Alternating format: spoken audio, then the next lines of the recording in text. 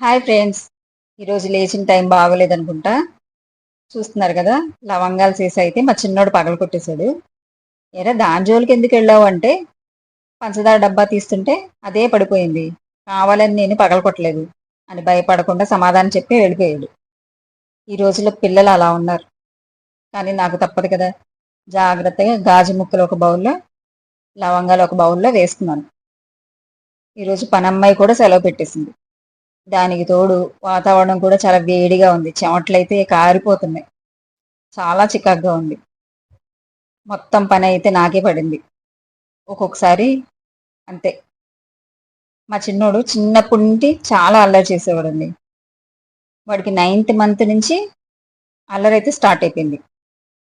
వాడిని వాకర్లో వేసి నేను పని చేసుకుంటూ ఉంటే రోజుకో వస్తువు పడేసేవాడు.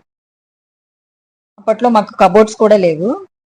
ఓ రోజు బియ్యం పడేసేవాడు, ఒకరోజు సర్ఫ్, తాలింపుల బాక్స్ అయితే ఒకరోజు పడేసాడు. మంచినీళ్ళ ట్యాప్ అయితే రెగ్యులర్గా తిప్పేస్తూ ఉండేవాడు. ఒకసారి హెన్నా పెట్టుకుందామని కలుపుకొని ఆ పేస్ట్ని బౌల్లో ఉంచితే దాన్ని తీసి మొహానికి, కాళ్ళకి, చేతులకి మొత్తం ఒళ్ళంతా రాసేసుకున్నాడు. దాన్ని కడగడానికి ఇంచుమించు ఒక గంట టైం పట్టింది నాకు.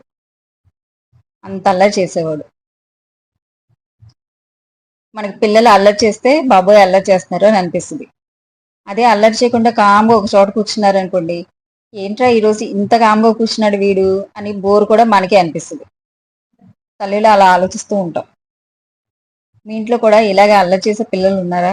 ఉండే ఉంటారులేండి. మొత్తానికి లవంగాలు అయితే మొత్తం జాగ్రత్తగా ఎత్తానండి, ఎందుకంటే చాలా కాస్ట్లీ కదా, వదిలేయలేం.